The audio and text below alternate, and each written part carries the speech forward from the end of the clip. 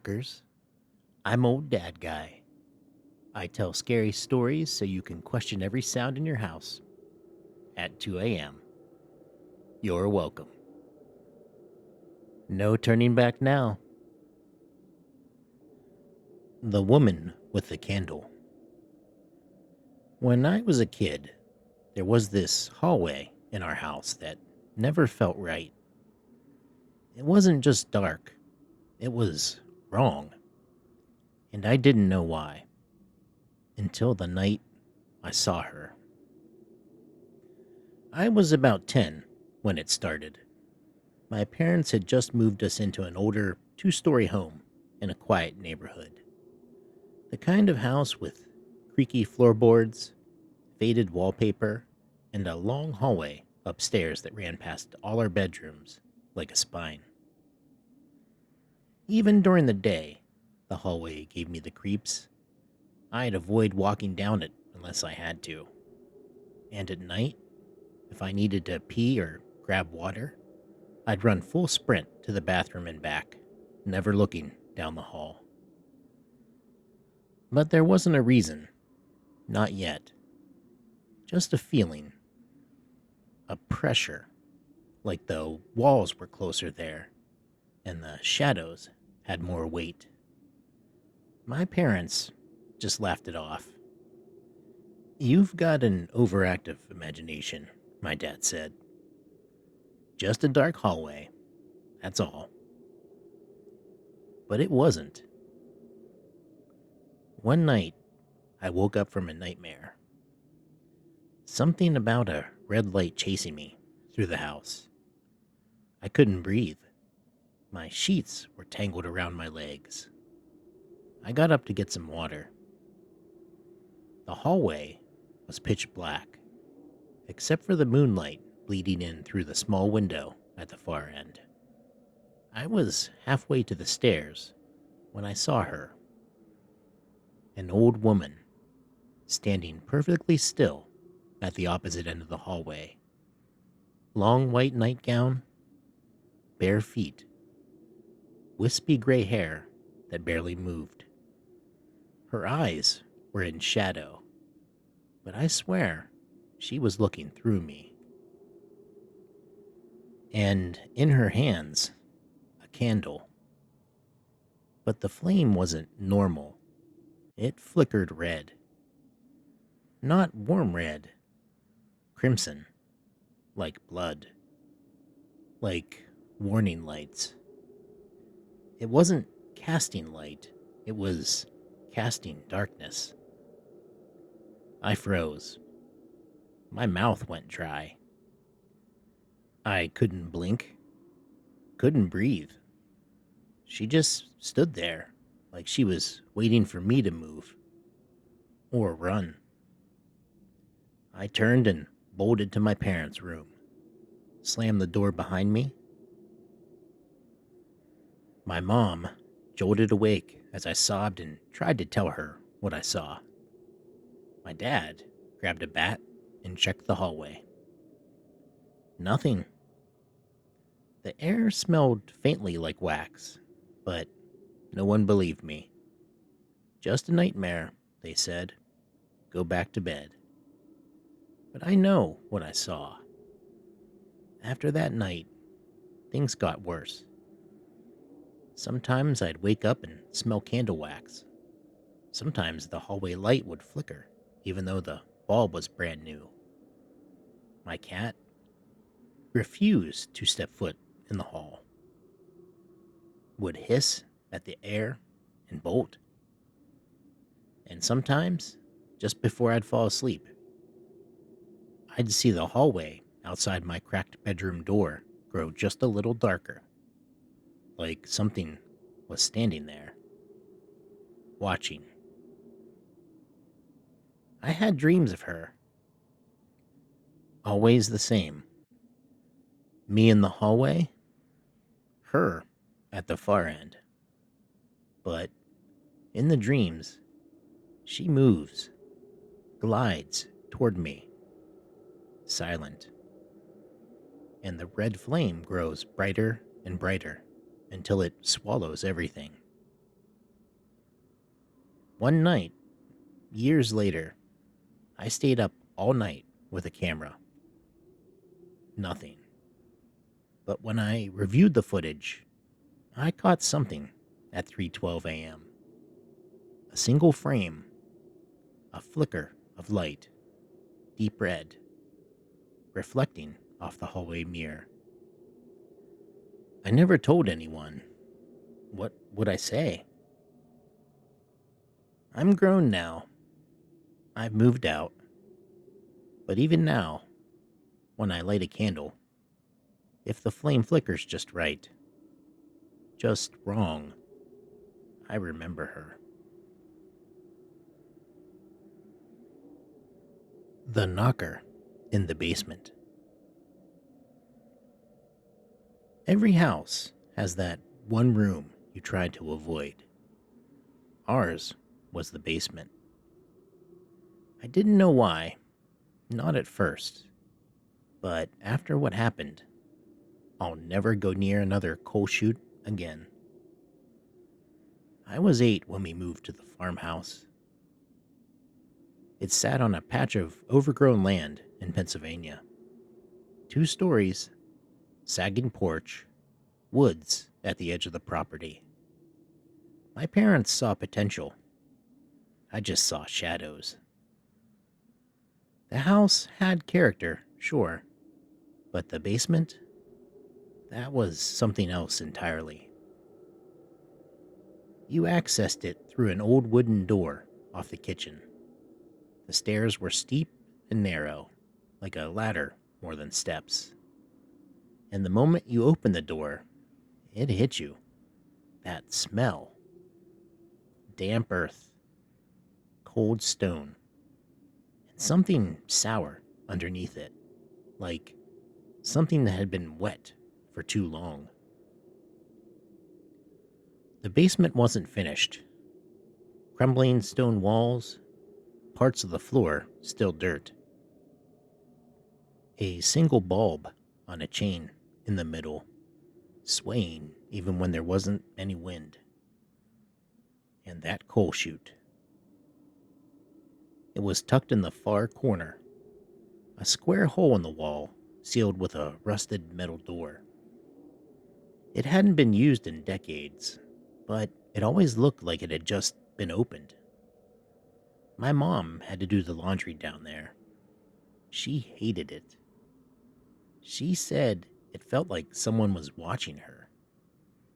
She started leaving the door open, blasting music from upstairs, rushing through each load. And then the knocking started.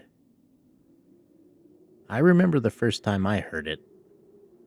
I was watching cartoons upstairs when I felt a vibration under my feet. Thud, thud, thud. 3 slow knocks. I muted the TV. Nothing. Then again. 3 knocks. Faint, like someone rapping gently on wood, but from underneath the floorboards.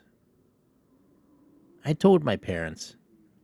My dad said it was old pipes. My mom went quiet.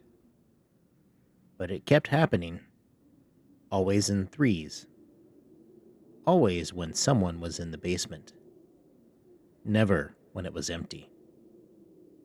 One afternoon, my mom was down there folding laundry. I was sitting at the top of the stairs when I heard her scream. I ran down and found her standing frozen, eyes locked on the far wall. "The chute," she whispered. "It knocked back."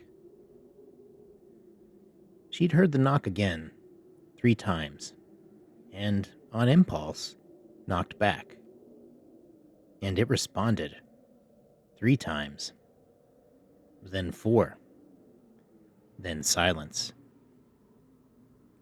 We stopped using the basement after that. My dad didn't believe her. He stormed down there that weekend with a flashlight and a golf club. He came back pale, wouldn't say what he saw, Just told us not to go down there again.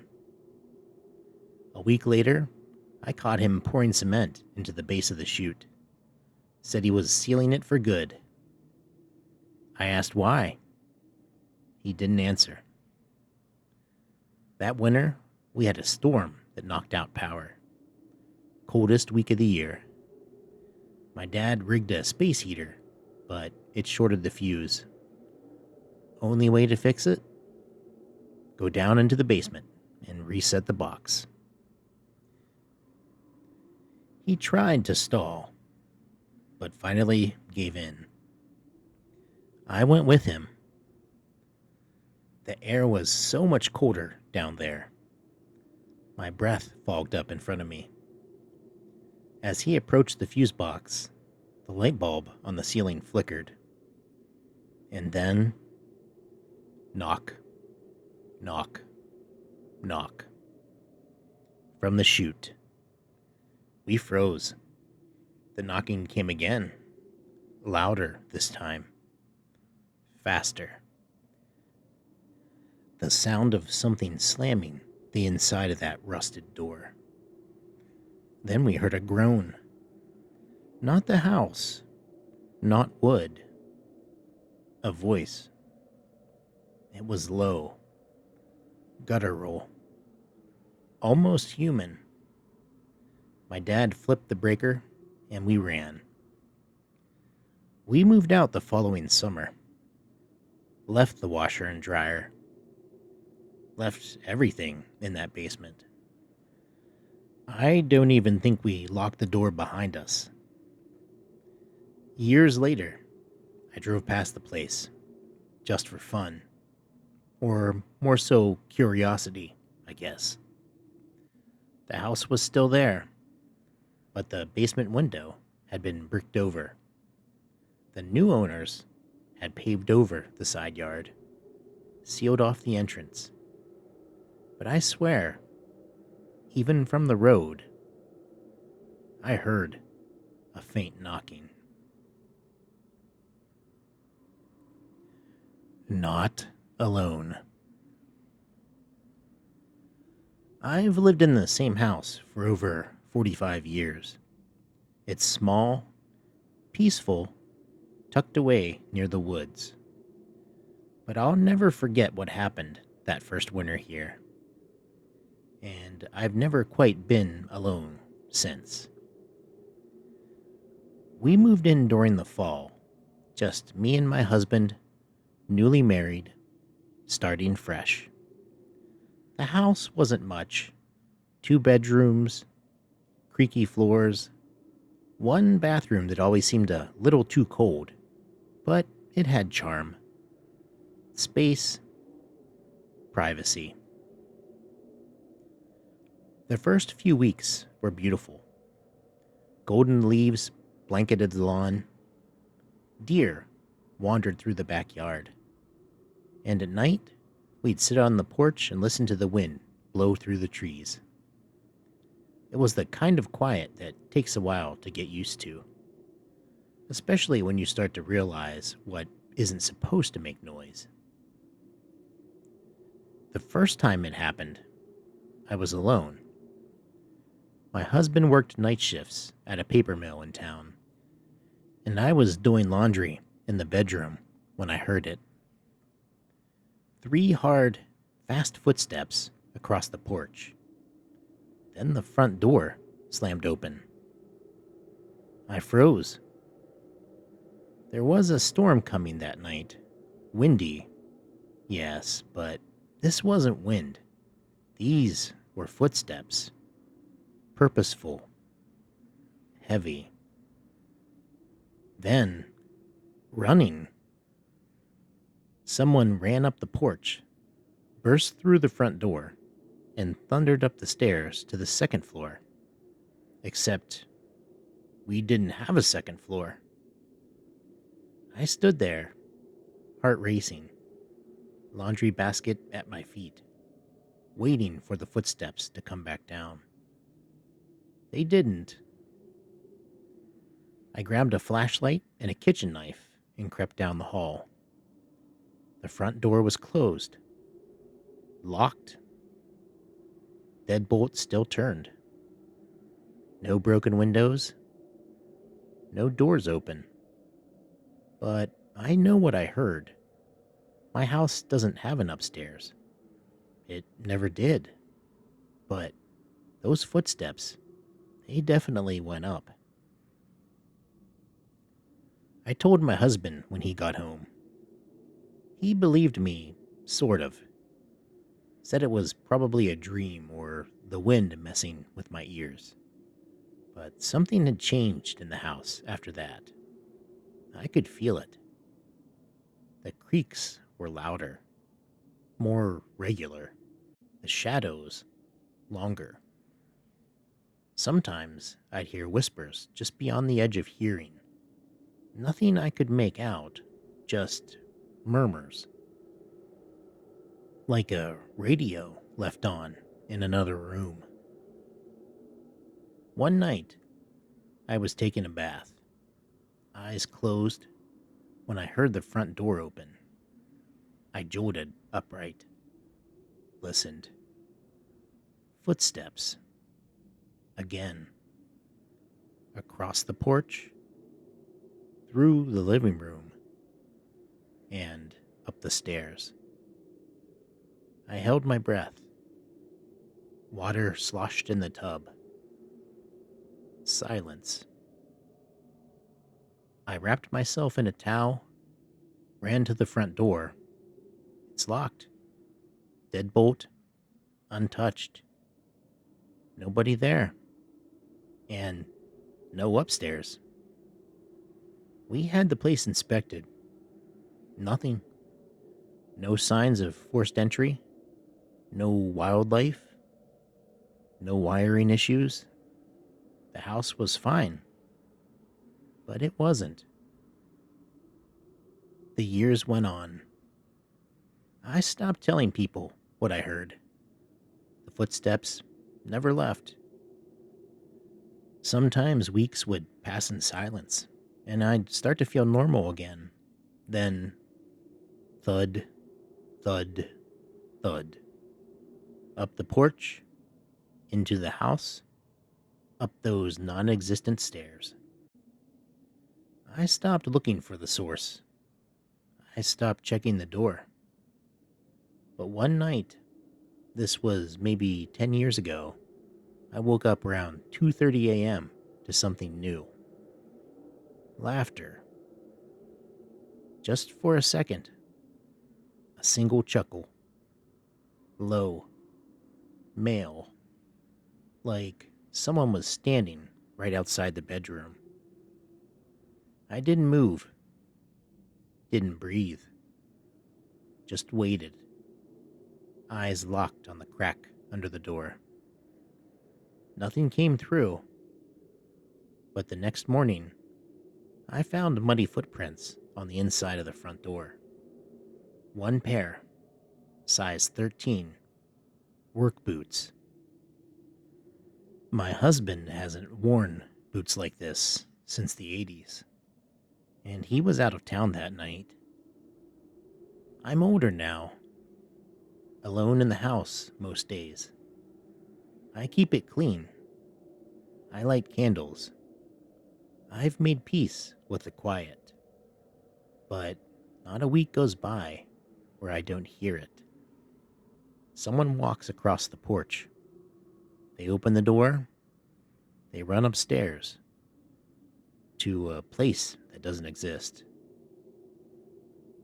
And the thing is, I've never heard them come back down.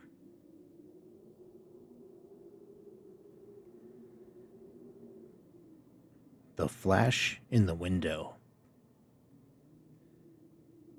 It was the summer of '98. I was 12 years old, living in a quiet suburb just outside of Dayton, Ohio. The kind of town where nothing ever happened. Where you could leave your bike on the lawn overnight and it would still be there in the morning. Where parents left windows cracked open in July without a second thought. Our neighborhood was tucked away in a cul-de-sac lined with identical ranch houses, trimmed hedges, and aluminum mailboxes dented from too many bored kids with baseball bats. We didn't lock the windows. We didn't think we had to. One night, I was home alone. My parents were at a dinner party across town. I'd begged to stay home and play video games. My older brother was at a friend's house, which meant I had the place to myself. I remember microwaving pizza rolls, setting up my PlayStation in the living room, and switching off all the lights except the kitchen. Just enough glow to see the hallway. Around 10:30 p.m., the game froze, mid-cutscene.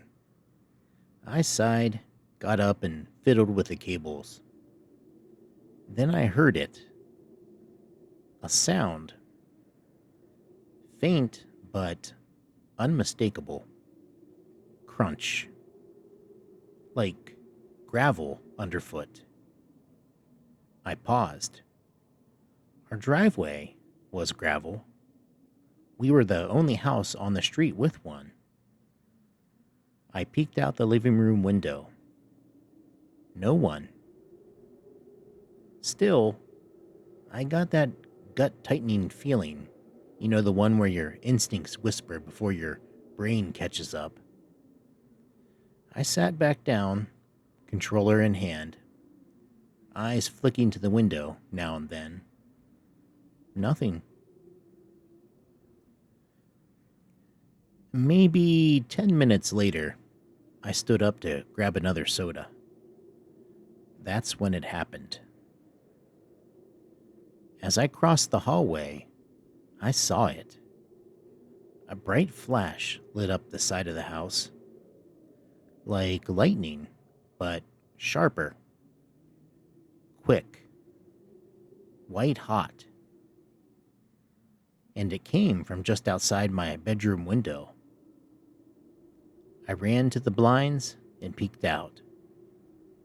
Nothing. No footsteps. No car. No flickering front porch. Just darkness. And the quiet, oppressive weight of being very, very alone. I backed away from the window, heart racing. Who uses a camera to photograph a kid's bedroom at night? I turned on every light in the house, locked the front and back doors, closed the blinds. I sat in the middle of the living room floor, gripping the cordless phone. I didn't call 911 or anything. I didn't have proof. Just a flash. When my parents came home, I told them everything. My dad checked the yard, but there weren't any footprints. Gravel doesn't really hold them. They chalked it up to lightning. But I know what I saw. A week later, my brother's window, facing the other side of the house, was shattered. Nothing stolen. No forced entry. Just glass on the floor. And outside, we found an old disposable camera with 2 photos taken, both pitch black. We never figured out who took them. But sometimes, when I'm lying in bed late at night and the blinds are cracked just an inch too wide, I swear, I still see that flash. Eerie midnight family in the SUV.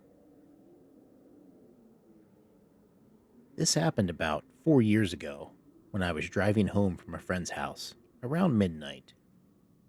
It was late summer, warm and humid, and I had my windows down. The roads were mostly empty, just me and the occasional semi or late-night cruiser heading nowhere in particular. I like those kind of nights. quiet, peaceful, like the world was sleeping and I was the only one awake. I had stopped at a red light just outside the city. The intersection was wide and dark, with only one street light buzzing above. On the opposite side of the intersection was a black SUV. It looked like a newer model, maybe a Suburban or a Tahoe. Tinted windows, headlights already on. They were the only other vehicle around. I barely noticed them at first. I was scrolling through some music on my phone, waiting for the light to change. Then something made me look up. The SUV wasn't moving, but inside, I could see figures, faces. A man in the driver's seat, a woman in the passenger seat, two kids in the back. They were all staring at me. Not moving, not blinking, just staring. I stared back, confused. It was the stillness that got me. Their posture. All of them sitting perfectly upright, heads turned just slightly in my direction, faces lit by the soft glow of their dome light. I thought maybe they were trying to get my attention. Maybe I left my lights off, or had a flat tire, or something. I gave a polite little wave. No reaction. The light turned green. I hesitated. So did they.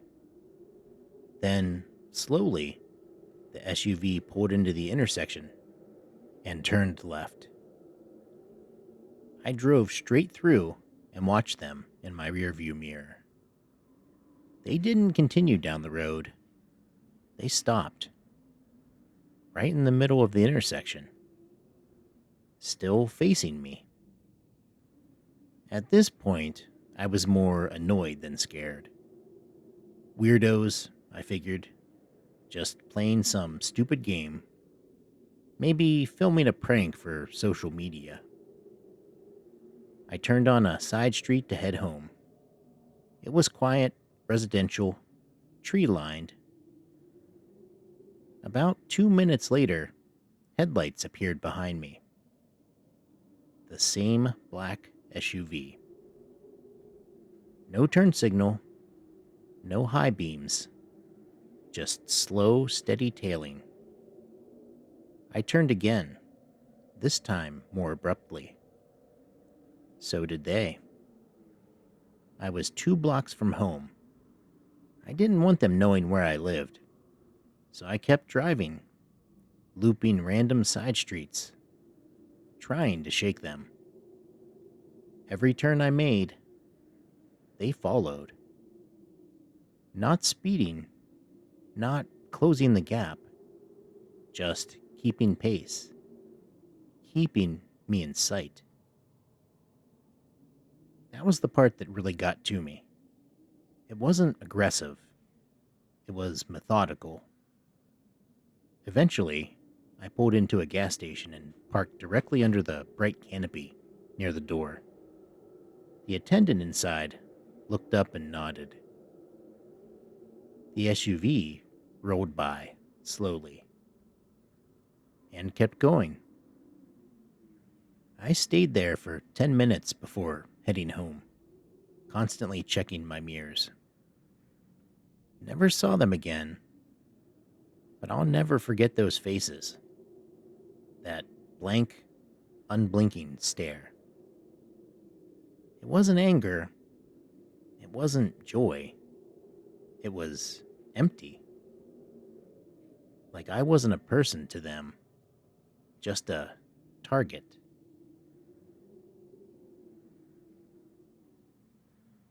The car that followed me. I was 16 when this happened. It was early spring. March, maybe, and the weather was just starting to shift from bitter cold to that muddy, damp chill that clings to your jacket. I had taken the bus home from school, like usual. The stop wasn't far, just 3 blocks from my house. From there, I cut through a narrow side street that sat between two old buildings, mostly storage and industrial units. I walked that path every day. Never had a reason to think twice about it. Until that afternoon, that is. When I got off the bus, I noticed a car parked at the corner. A dull gray sedan. Nothing flashy, nothing weird, but I didn't recognize it. In my neighborhood, that stood out. I remember glancing at it, just a casual scan. Someone was in the driver's seat, hands on the wheel. Didn't think much of it. I put my headphones in, backpack slung over one shoulder, and started walking. The air smelled like wet concrete and distant engine smoke. The kind of day where everything feels quiet, even though it's not. That's when I heard it. Tires behind me. Moving slow. Real slow. I glanced over my shoulder. That same gray car was now following me. Not fast. Not even suspiciously slow. Just off. Close enough to be watching me. Far enough not to be accused of doing it. I took out my headphones. The car crept forward. It wasn't a busy street. No sidewalks. Just pavement and brick walls with nowhere to duck into unless I wanted to knock on someone's back door. I crossed the road. The car didn't turn, just rolled up a little closer. My heart thumped in my chest, but I told myself I was overreacting. Maybe he was lost. Maybe he was just being cautious. Maybe I was being a dumb teenager. That's when I heard it. Hey! The voice was deep. Sharp. A little angry. I didn't look back. Just kept walking. Then the engine revved. Tires scraped the curb, and the car spun around and looped back behind me. My guts turned to stone. I could feel him watching me. Every step I took, I imagined him right behind me. No one else was on the street.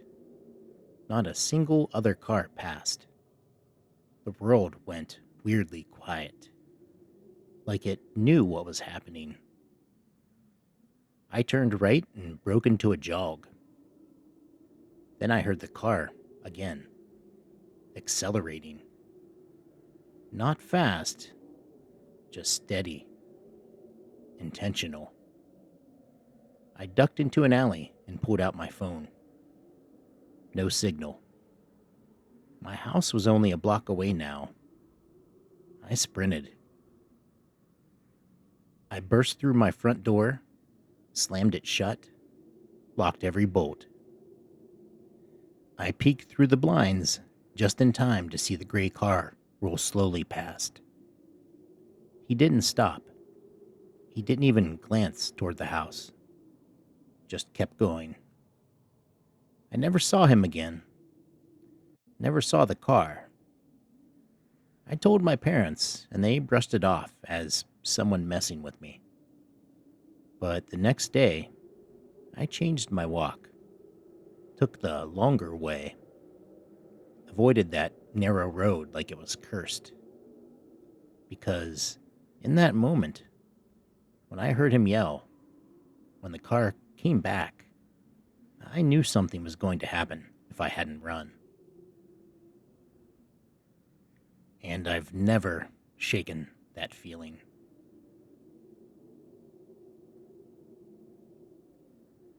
The Thing Under the Bed. When I was 9, I shared a room with my little sister, Daphne. It was a small bedroom in a one-story house in Charlotte. Cold winters, thin walls. The kind of house where you could hear your dad cough from the other side.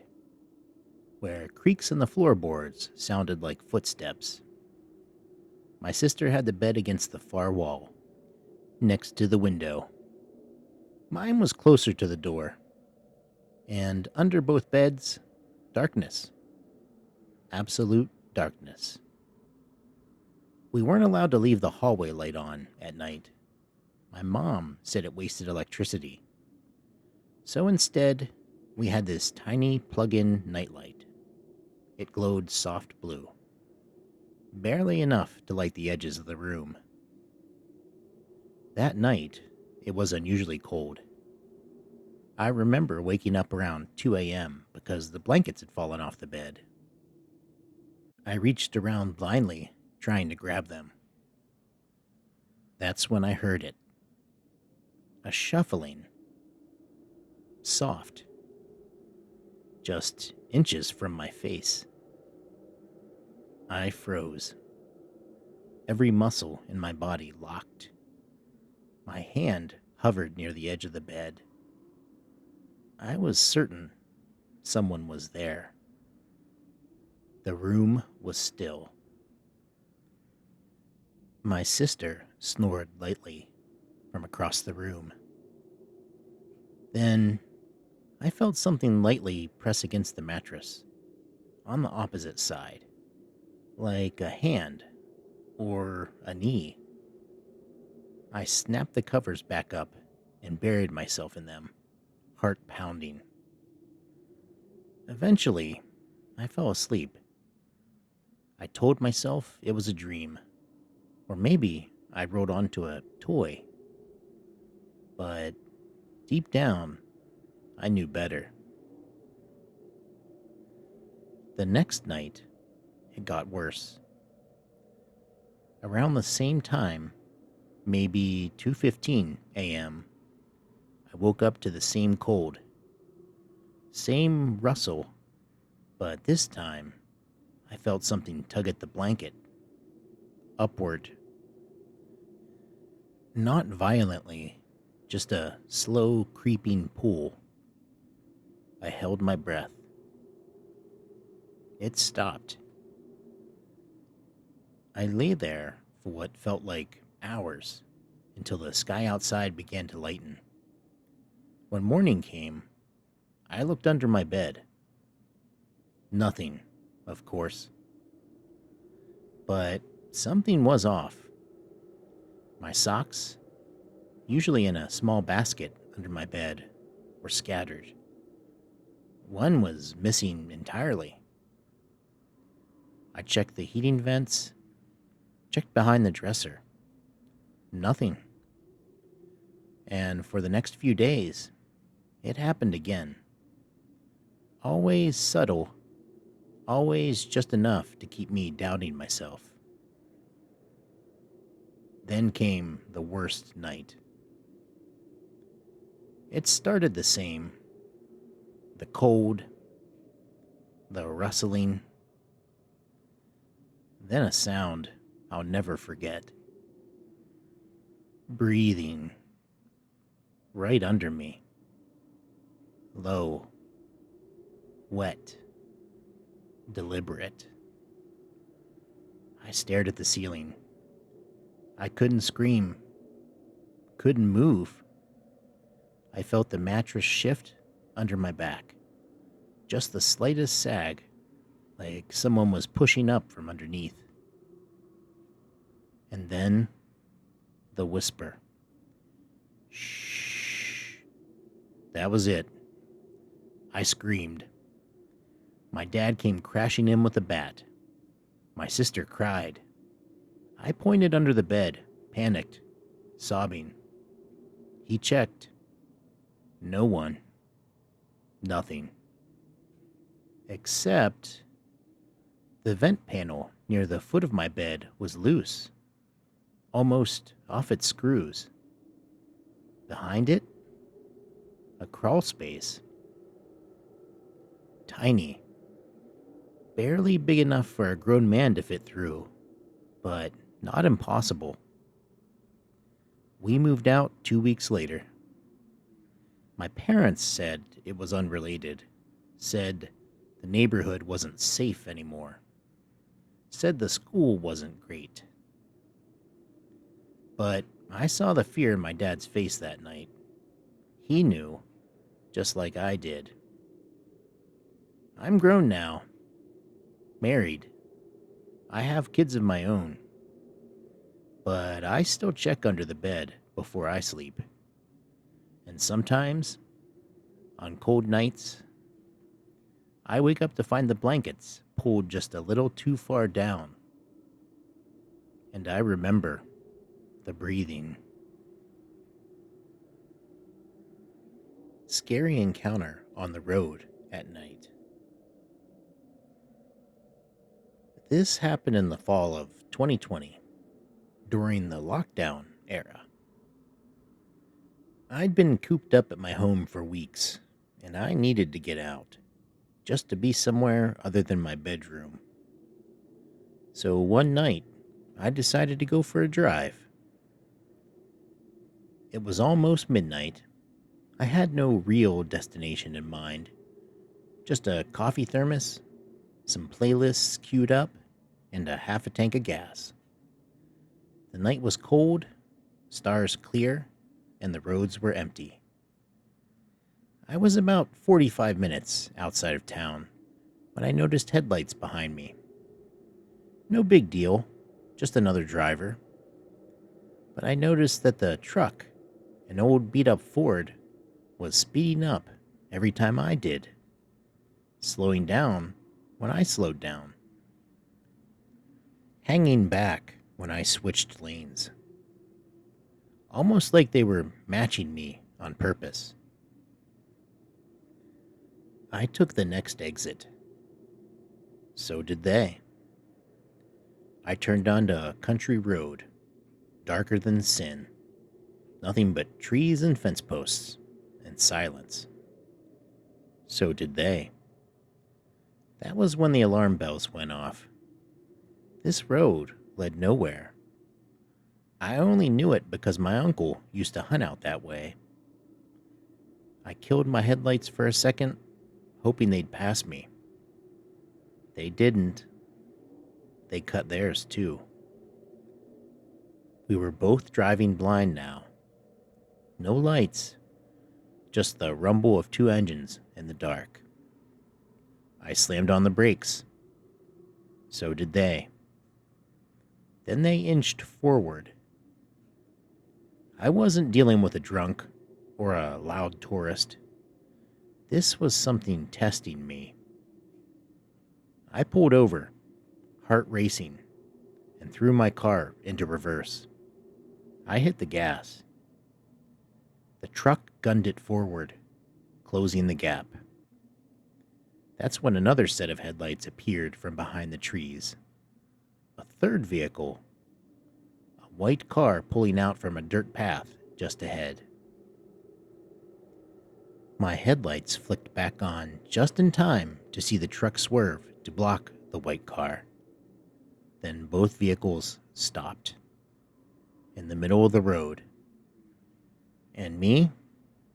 I was trapped between them. No other lights, no houses, no cell signal. I threw it into drive, turned hard, and bolted off-road into the grass, tires kicking mud and gravel behind me. I heard yelling, then engines. They were chasing me. My little four-door wasn't built for this, but I floored it through the field, dodging fence posts and brush, until I hit another road and turned back toward town. No headlights behind me now, just black sky and the buzz of adrenaline screaming through my chest. I drove straight to a gas station in the next county. and sat there under the fluorescent lights until morning. I never told anyone, not my friends, not my parents. I still don't know what they wanted. But I know this. Sometimes people don't need a reason. They just need a target. And I came too close to being one.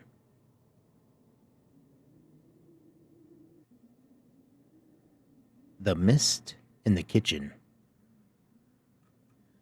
I've only told a few people this story.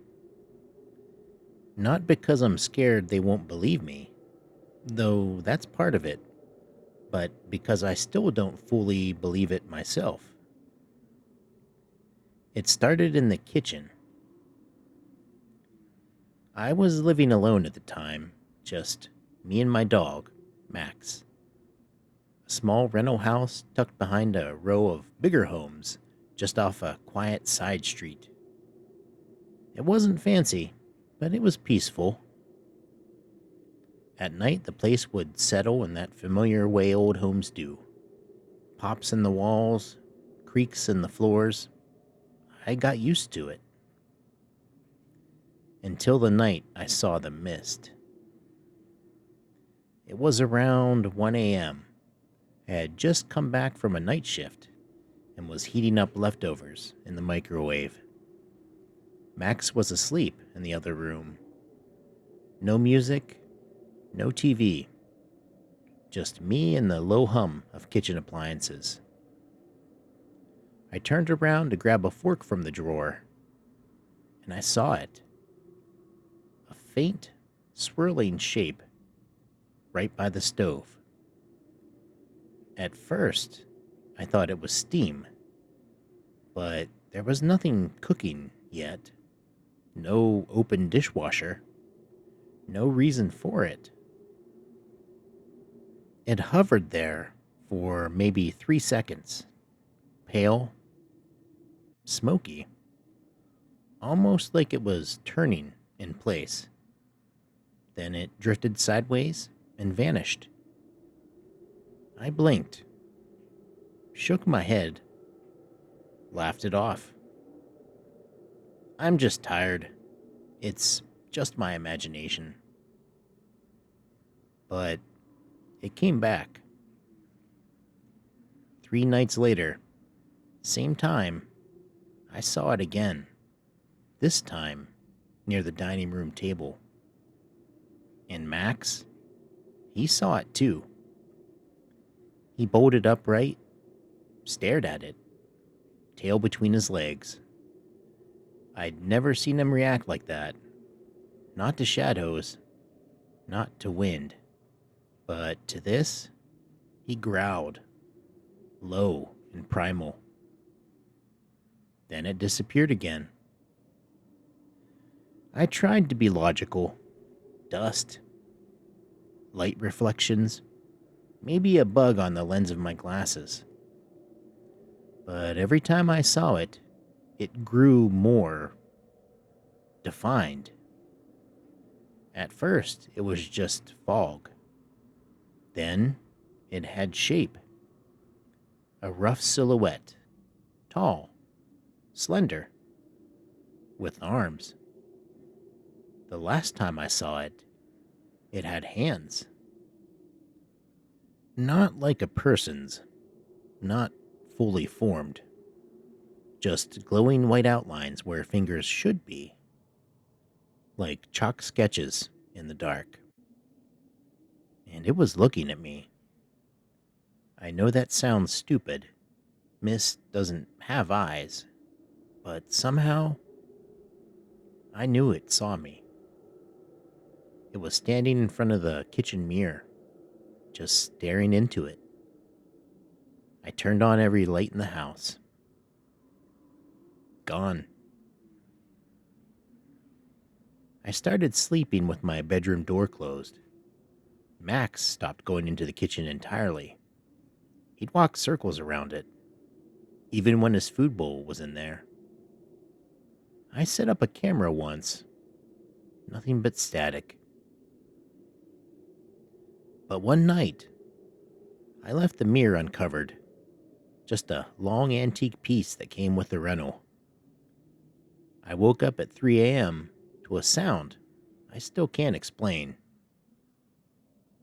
Not a knock, not a bang.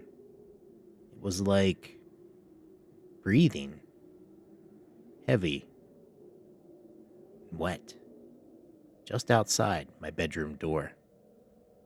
Max sat bolt upright, ears flat.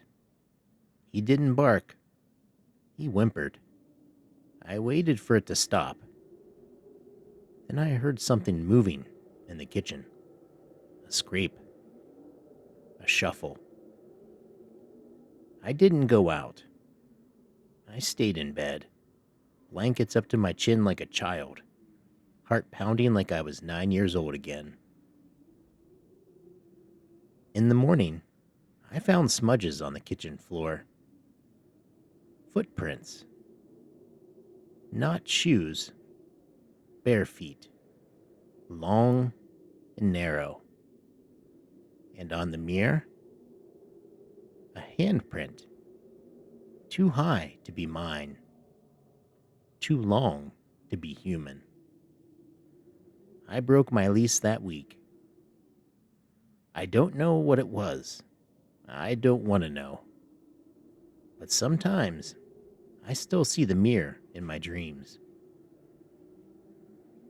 And something standing in front of it, waiting to be seen again.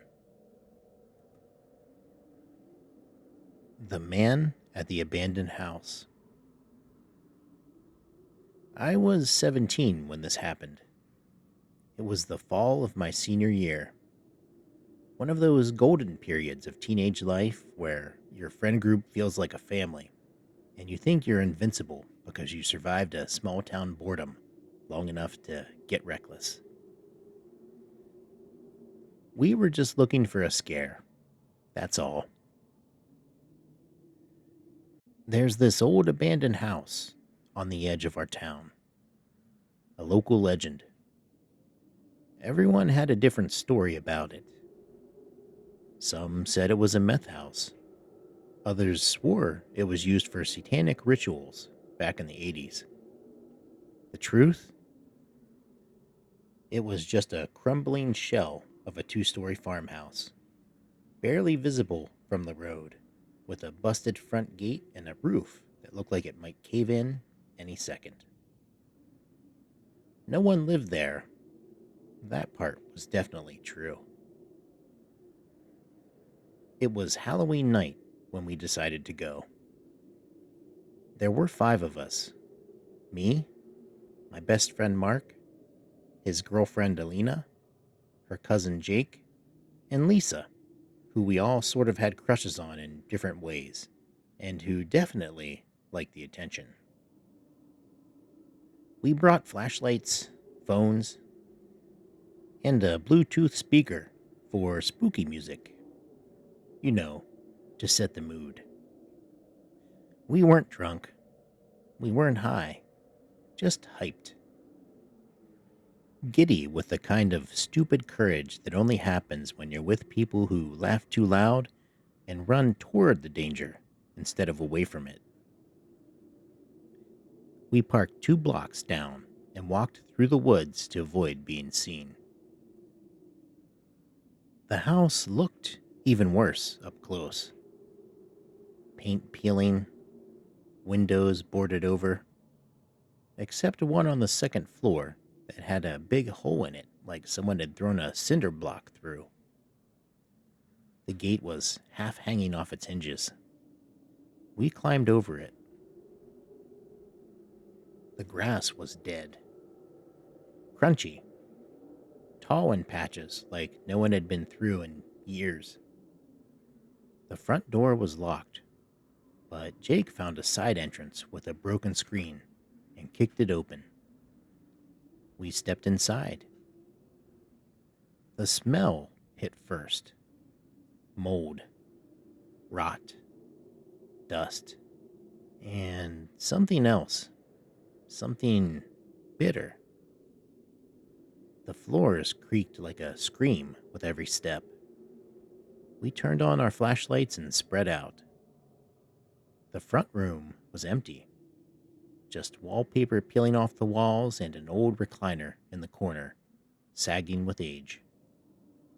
There were stairs leading up to the second floor, but we agreed to check the main level first. Lisa had her phone out, recording everything for her TikTok. She was narrating in a fake horror voice and pretending to open every cabinet like a ghost was going to pop out. I was more focused on the sounds. Every little creak felt off, too timed, too close. At one point, I thought I heard footsteps upstairs. Mark joked that it was just a squatter ghost, and we all laughed. But the second time I heard it, it wasn't faint. It was right above us, directly above our heads. Mark noticed too. He looked at me, quiet now. I motioned for everyone to stop. We listened. Thump. Drag. Thump.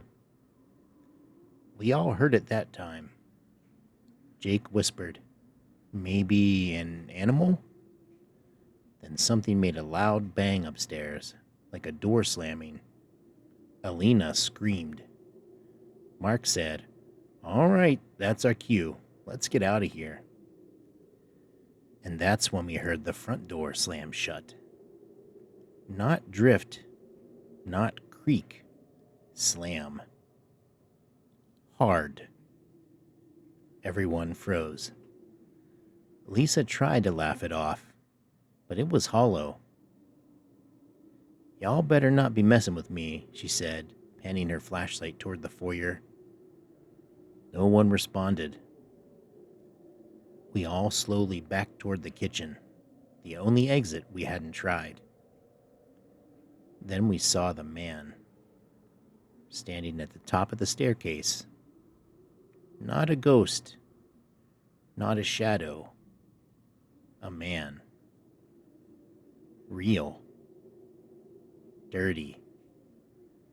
Shirtless. Bald. Thin. Pale skin that looked almost blue under the flashlight. His eyes, they didn't blink. He didn't say a word. Just stared down at us. Then he sprinted down the stairs, fast, violent, fists clenched. We screamed and ran, shoving past each other toward the back of the house. I heard wood splintering, glass breaking. Alina tripped. Mark grabbed her arm and yanked her up. We burst through the back door. Jake shoulder-checked it open and scattered it into the trees. Branches slammed at my arms. I heard Mark yelling Lisa's name. I heard someone crying. We didn't stop until we hit the road. No one followed. We piled into Jake's car and peeled out of there, tires screeching. No one said a word for 10 minutes. Just the sound of heavy breathing and the wheels chewing up the pavement. Later, when we compared stories, we realized something that made it even worse. None of us had closed the front door. He did. That means he was already inside when we got there. Maybe he'd been watching us the whole time. Maybe he locked us in on purpose. Or maybe we weren't the first. I don't go back to that side of town. The house has since been boarded up completely. Some say the police found syringes and chains in the basement. Others say it was quietly demolished after someone went missing out there 2 years later. I don't know the truth, But I do know this. We thought we were chasing ghosts. We weren't. We were being hunted. Not my mother. This happened when I was 12. We lived in rural Iowa, on the outskirts of a small town that had more cows than people. Our house was an old split level farmhouse, drafty, full of creaks and groans, but it had character and a sense of peace I'd never questioned until that night. It was a Saturday evening, late autumn. The air was crisp, leaves had turned and fallen, and the sun dipped early below the trees behind our backyard. Mom had just gotten out of the shower. I remember because I saw her in her usual routine, wrapped in a towel, hair up in a big bun, humming softly as she disappeared down the hall to her room. I was lying on the couch watching TV, waiting for dinner. Nothing special, just one of those comfortingly boring family nights. And then I heard her call, "Hey, can you come here for a second?" It came from down the hallway, near the bedrooms. I got up and walked toward her room, where her door was ajar. "Yeah?" I asked. She didn't answer. I stepped closer. The light in her room was on, but it was dim. The bulb had been flickering for days. Dad kept forgetting to change it. I peeked my head in. No one there. But her closet door was open. Not wide, just a few inches. Enough to see darkness beyond the edge of her hanging clothes. Then I heard the humming again. The same melody coming from the closet. I froze. "Mom?" I said it, my voice cracking. No answer. The humming stopped. I took one slow step toward the closet. That's when the door creaked open, and something stepped out. It was her. Same towel, same bun, same damp hair clinging to her neck. But her eyes weren't right. They were too open, too wide. She looked at me, smiled softly, and said in a tone just slightly off, "There you are." Every instinct in me screamed. Something was wrong. Something was terribly wrong. I stepped backward into the hall. And then I heard another voice behind me. "Sweetie, can you grab the laundry basket for me?" I spun around. My mother, the real one, wearing sweatpants and a hoodie, hair dry, holding a towel in one hand and smiling. She had come up from the basement. I looked back toward her room. Empty. The closet was closed. No one inside. I felt a cold sweat break over me. "Are you okay?" she asked. I couldn't speak. I just shook my head. She frowned, touched my forehead, asked if I had a fever. I told her I thought I saw her in the closet. She laughed, said I was imagining things. Probably watched too many ghost shows.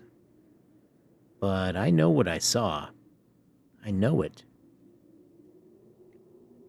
Later that night, I couldn't sleep.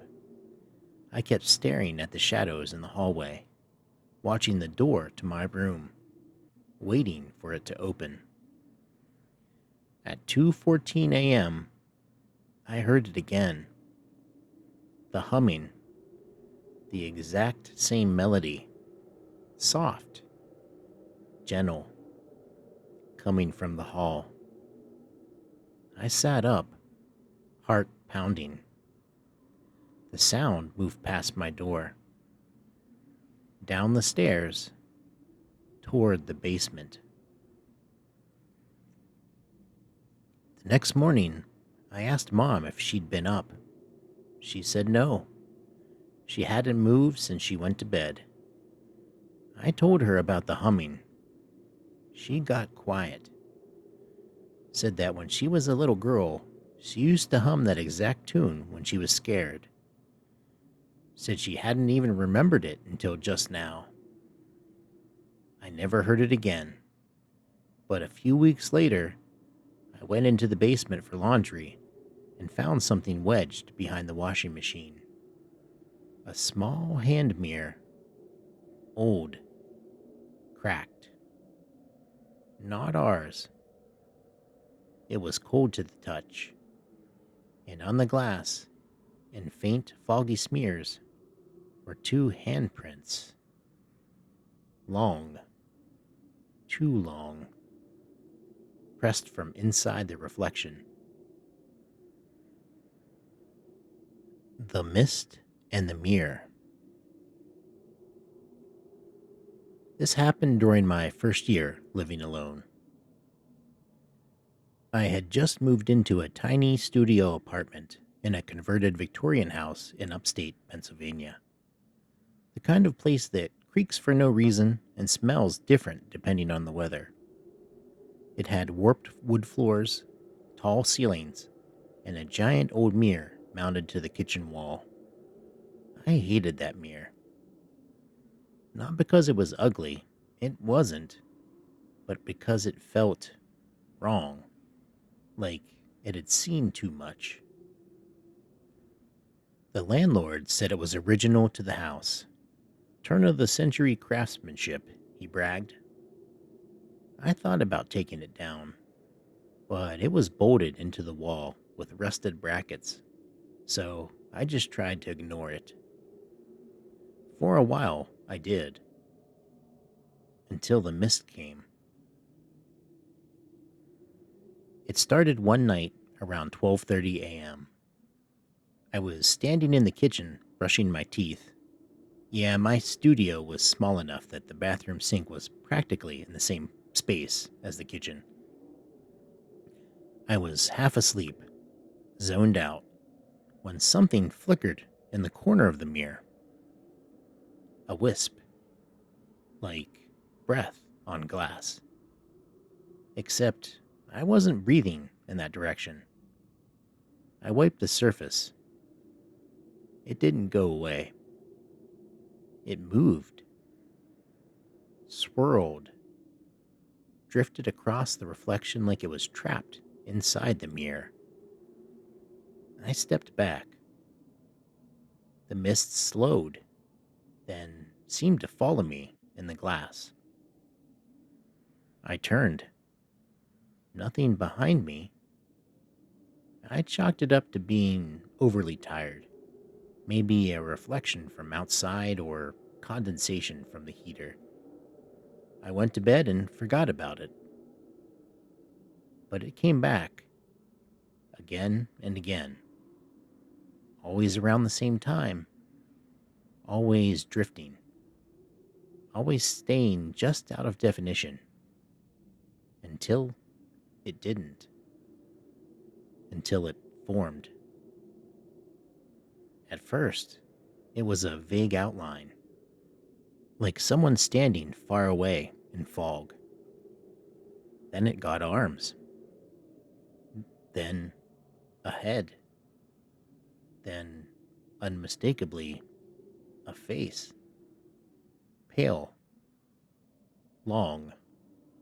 Crooked smile. No eyes. Just dark hollows. It stood in the reflection. Motionless. Always beside me. Never behind. Just in the mirror.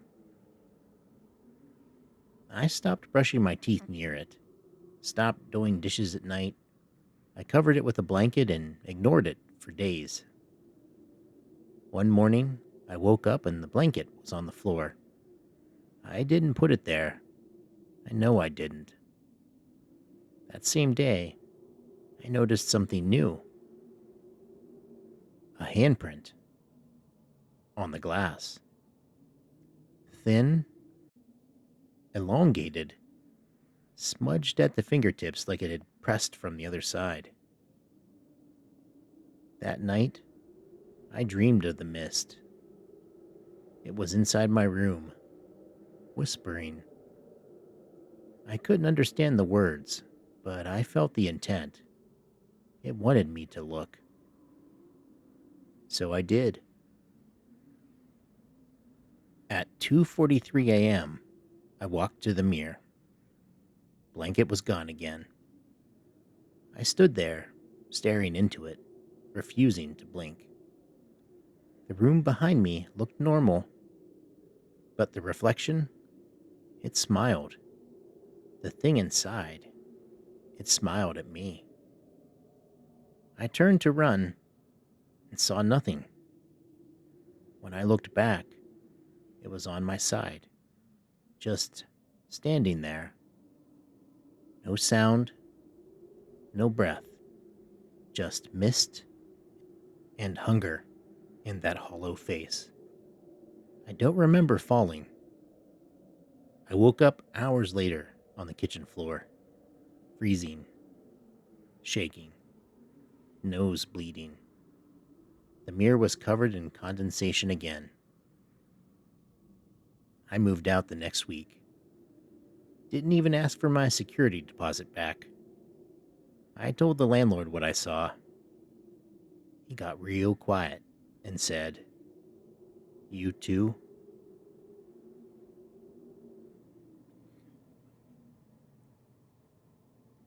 The Woman on the Highway.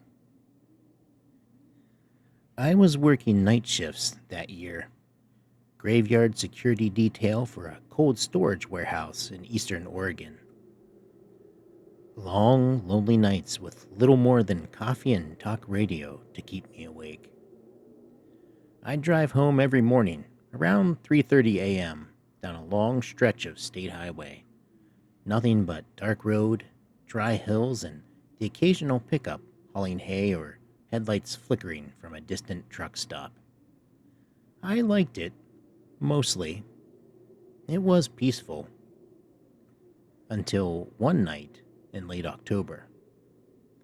That night changed everything. It started out normal. I clocked out, tossed my thermos in the passenger seat, and hit the road. Music low, windows cracked, cold air biting at my knuckles. About 15 minutes into the drive, I crested a hill and saw her. A figure, standing dead center in the southbound lane. I slammed the brakes. Tires squealed. My coffee went flying.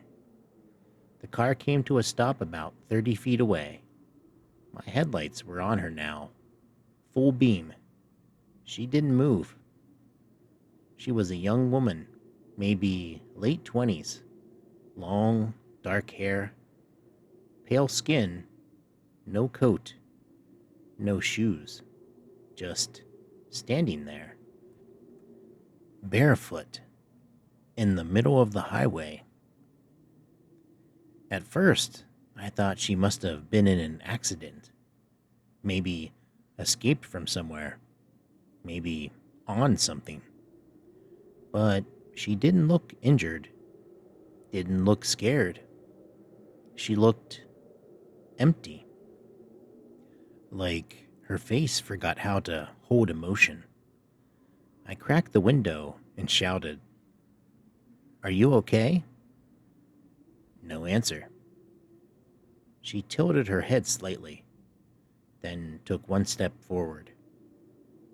Not toward the shoulder, toward me. That was enough. I didn't get out. I didn't call 911. I just threw it in reverse, backed up slowly, went around her. She never broke eye contact. Even as I passed her and looked through the side mirror, her head turned with the car, like her eyes were anchored to mine. I drove the rest of the way home with my stomach in knots.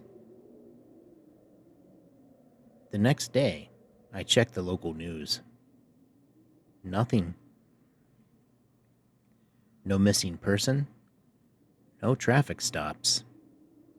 No arrests. Just silence. But the next night, same road, same time, same spot. She was there again. Just standing. This time, farther down the hill. I didn't stop. I slowed, sure. I looked. She didn't move. She didn't even blink. This went on for 4 nights.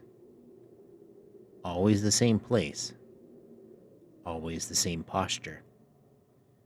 No one else ever mentioned her. I even asked a trucker at a gas station.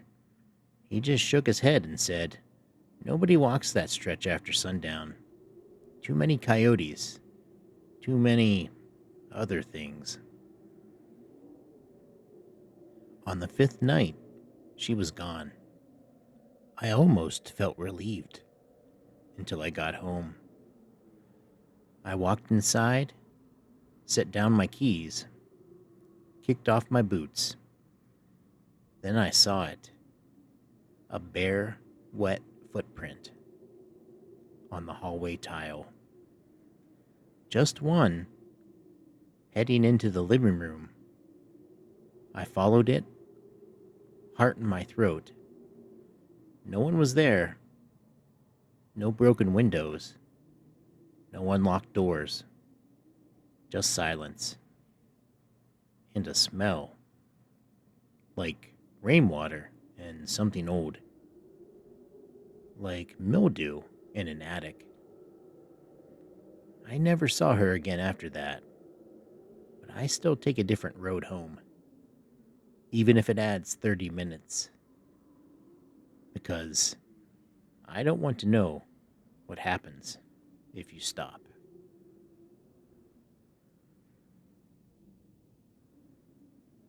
The Hooded, Red-Headed Woman. I grew up in a small town in northern Michigan. Not the kind of place where horror stories happen. The kind of place where you know your neighbor by the sound of their footsteps, and the biggest scandal all year was when the high school basketball coach got caught with the principal's wife. It was boring. Comfortably boring. That's what made it home. There were 4 of us that summer. Me, Derek, Jordan, and Haley. We were 17. Barely clinging to the last bits of childhood. We'd ride bikes till dark, sneak beers behind the high school, hang out by the old quarry. We were chasing something that felt like freedom.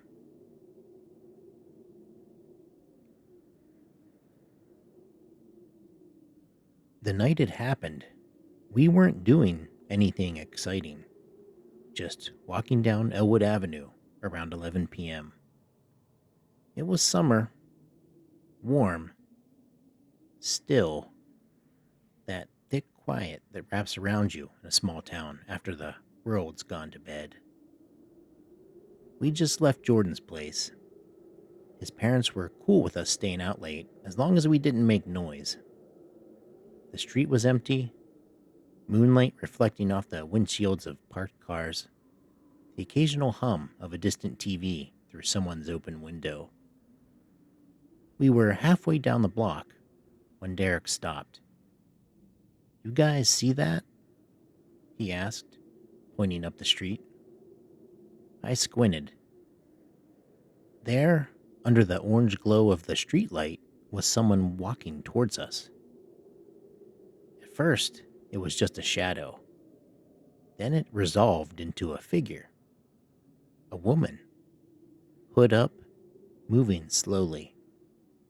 We kept walking. It wasn't that weird. People walk their dogs late all the time. Except she didn't have a dog.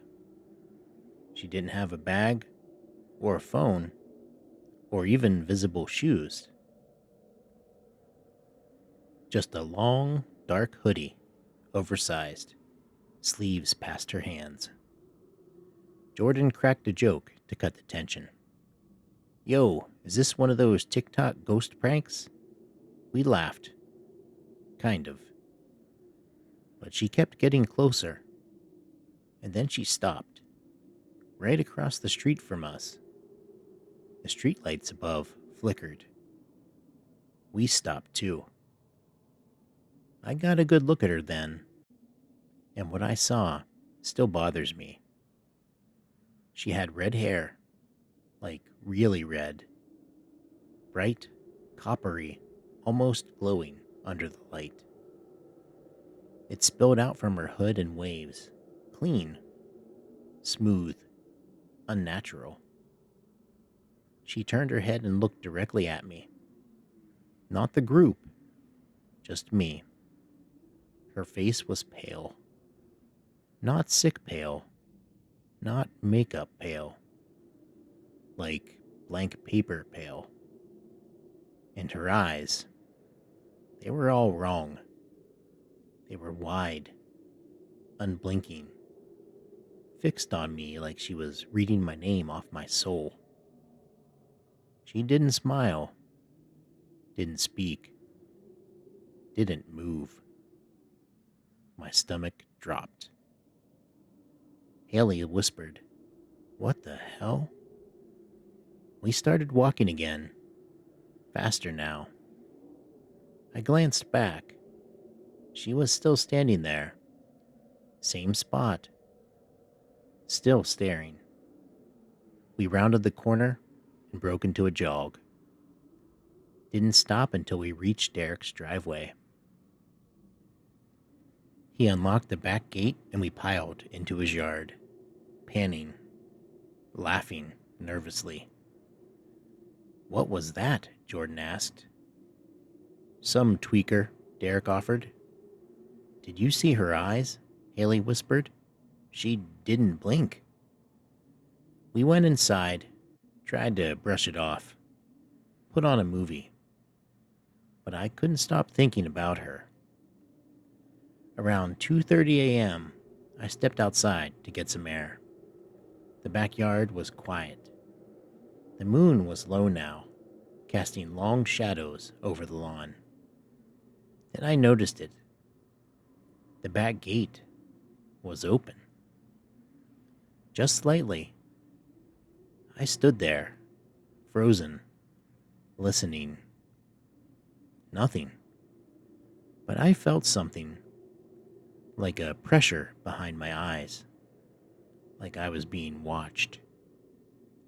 I shut the gate, locked it, went back inside without saying a word. The next morning, Haley said she woke up in the middle of the night. Thought she saw someone standing outside the kitchen window. Just standing, not moving. A few days later, we were back on Elwood Avenue. Curiosity got the better of us. We checked the corner where she stood. There was nothing. No footprints, no security cam, just the hum of the streetlight and the cracks in the sidewalk. We never saw her again. But to this day, if I see someone walking alone in a hoodie at night, I feel that same chill crawl up my spine. And sometimes I wonder, why did she look at me?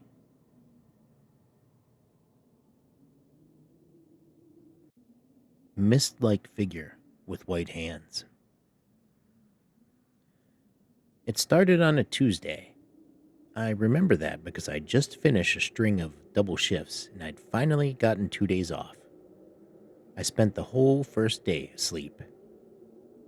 The second, I stayed in pajamas, watched old horror movies, and drank way too much coffee. That night, I took a shower before bed, around midnight. I live alone, just me in a small apartment that backs up to a strip of woods.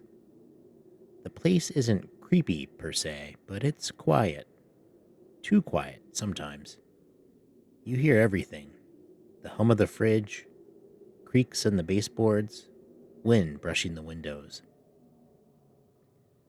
After I stepped out of the shower and wiped down the mirror, I noticed a faint smudge behind me.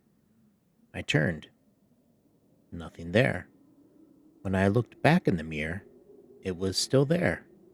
A faint gray shape in the reflection, low to the ground, moving slowly. I wiped the mirror again, this time hard. The shape disappeared. I shook it off, figured it was steam or a trick of the light. The next night, it happened again, but this time it was clearer.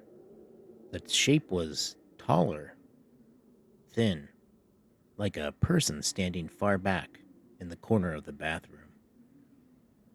Only I turned around and there was no one there. I stared into the mirror, heart pounding. It wasn't just fog this time. I could see movement. And then 2 white hands. Pale, elongated, almost skeletal.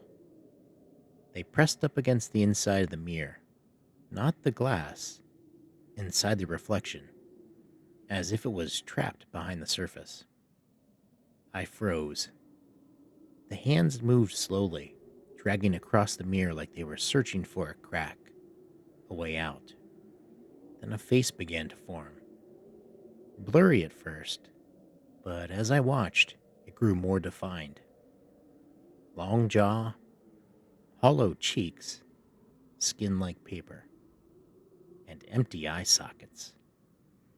But the mouth smiled, wide, crooked, and then it spoke. Or it tried.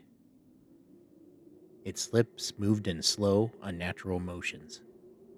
I couldn't hear anything, but I could feel it, like the words were in my head, like it was whispering inside of me. I backed away, shut the bathroom door, slept with the lights on. For the next few days, I avoided the mirror, covered it with a towel, didn't even brush my teeth in the bathroom. I'd use the kitchen sink. But on the 4th night, around 3 a.m., I woke up to a sound. Dripping. From the bathroom. Like the faucet had been turned on slightly. I went to check. The door was open. The towel had fallen. The mirror was clear. Too clear. And the thing was gone. No smudges, no figure, just my own reflection, staring back. I sighed in relief, leaned in to turn off the faucet, and that's when I saw it, in the corner of the mirror, behind me. The hands. Reaching slowly from the bottom of the reflection, clawing their way up. I spun around. Nothing there. Looked back. The face was right behind mine. I screamed. Fell backward. The lights in the hallway flickered. The faucet turned on by itself. Steam began to rise, but it wasn't hot. It was cold. Like mist in a freezer. And then it was gone again. I called a friend the next day. He came over, checked everything. Said it sounded like stress, sleep deprivation, maybe even mild hallucinations. But he didn't know about the smudges, the long white fingerprints that kept showing up on the inside of the mirror. Even after I cleaned them, I ended up taking the mirror down. I wrapped it in a blanket, duct taped it shut, and stored it in the back of my closet. But at night, when I walk past that closet, sometimes I hear tapping, not from the walls, from the glass. The creepy Christmas encounter in the forest. This happened on Christmas night, 2016. I was visiting my family in upstate New York. Nothing fancy, just a little cabin style house tucked away against the edge of a wooded park. We'd always done Christmas there. Mom, Dad, my sister Katie, and me. Safe, quiet, full of traditions that never changed. This particular Christmas had been perfect. Food coma, board games, ugly sweaters, the works. By 10 p.m., everyone was dozing off on the couch, buzzed on eggnog and turkey. I couldn't sleep. Something about the cold, or maybe just needing some air. So I decided to take a walk. We lived near an old trail system, small paths that looped through the forest and came out by the frozen creek. Nothing dangerous, just enough to feel like you were in the middle of nowhere for a while. I bundled up, grabbed my flashlight, and headed out the back door. The snow was fresh, untouched, the kind that muffled every sound and made your footsteps feel like you were intruding on something sacred. I walked for a while, just me and the crunch of my boots and the glow of my breath in the light. The stars were out, full moon overhead. It was beautiful, honestly, peaceful, until it wasn't. About 20 minutes in, I started getting that feeling. You know the one, when something's off.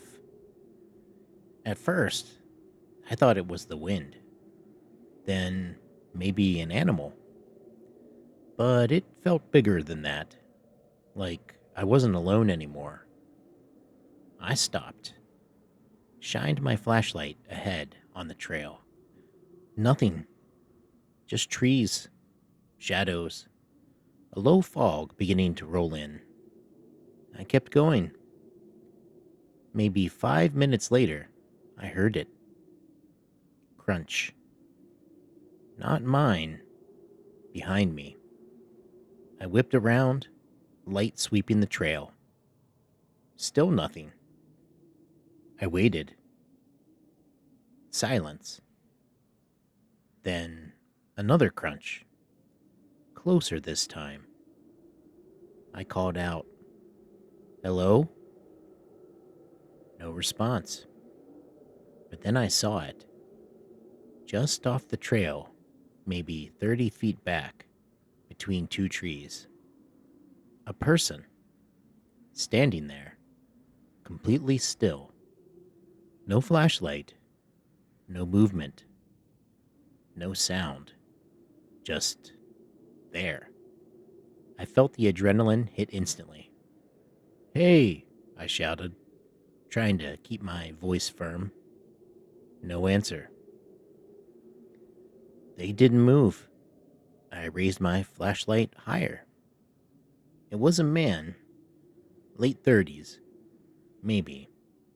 Long coat, beard, something in his hand. I couldn't tell what. He wasn't dressed for hiking or for snow. And he wasn't looking at me. He was looking just past me. I turned around fast, expecting to see someone else behind me. But there was no one. When I looked back, he was gone. Just Gone.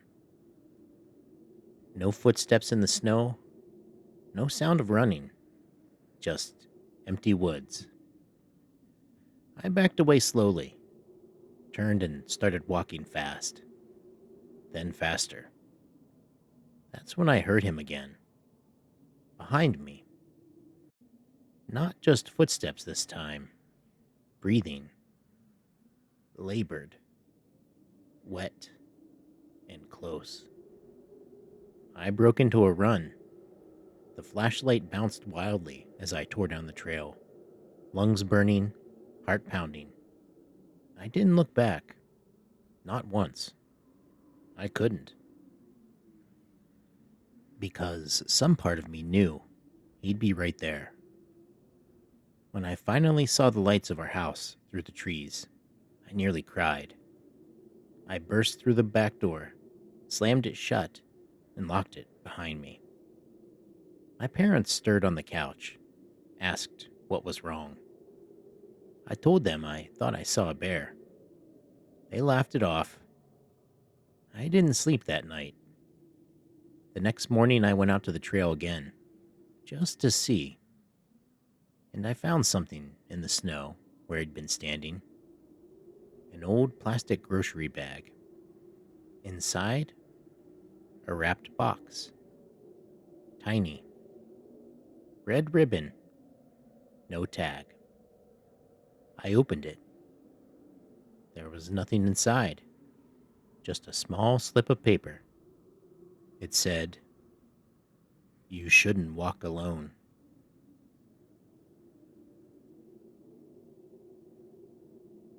The creepy old man on a late night walk. I live in a quiet neighborhood outside Portland. One of those old suburbs that still has cracked sidewalks, creaky lampposts, and hedges so tall you feel like you're walking through a maze. It's mostly retirees and families, so it's safe. At least I thought it was. Back then, I worked the evening shift at a local diner. Got off around 10:30 p.m., give or take. If the weather was nice, I'd walk the long way home. Just earbuds, cool air, a few stars. It helped me clear my head after hours of clanging dishes and shouting orders.